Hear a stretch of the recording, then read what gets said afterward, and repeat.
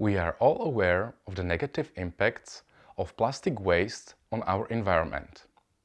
We are avoiding plastic straws, switching from single-use plastic bags to textiles or long-life ones, reducing our plastic waste by trying to shop with zero-waste principles. But how can we apply this approach to our clothes? We know that synthetic fibers are found in our everyday clothing. With a production volume of 57 million tons, polyester was the most used fiber, accounting for 52% of the global fiber market in 2020. Do you think that they have any impact on our environment or on our health? If yes, what kind of impact do you think these might be and how? What is the scale of this impact and in what areas of our environment? Write down your thoughts on paper and we will revise your answers later in this lesson. A large percentage of our clothing is made of materials dependent of oil, such as polyester, elastane, acrylic, etc. These materials are made of synthetic fibers. When we use and look after our clothing, when we wear it, wash it, etc., these fibers shed. These shed fibers are called microfibers. Textile microfibers are therefore pieces of fabric, pieces of plastic smaller than 5 mm, and they are causing 34% of global microplastic pollution. These textile microplastics are shed into wastewater when we wash our laundry, and from there they go through sewage treatment facilities to rivers and seas. Only 65 to 90% of microplastics are filtered by water treatment facilities, simply because they are so small. There are two types of microplastics. Primary microplastics. These microplastics are the ones that enter the environment directly as small particles. Secondary microplastics. These are microplastics that fragment into small pieces once they are already in nature.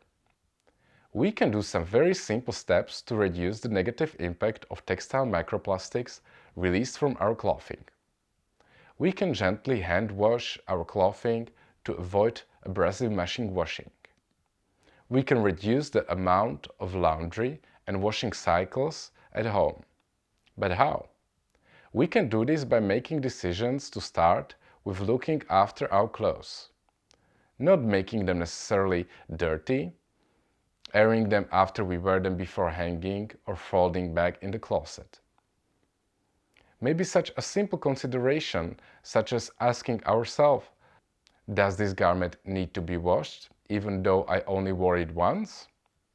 We can spot clean, meaning we treat and wash only the dirty spot on our clothing instead, washing the whole garment. We can use washing machine, filters or bags that collect microfibers. In fact, campaigners are calling on the British government to make it legal requirement that all new washing machines are fitted with microplastic filters.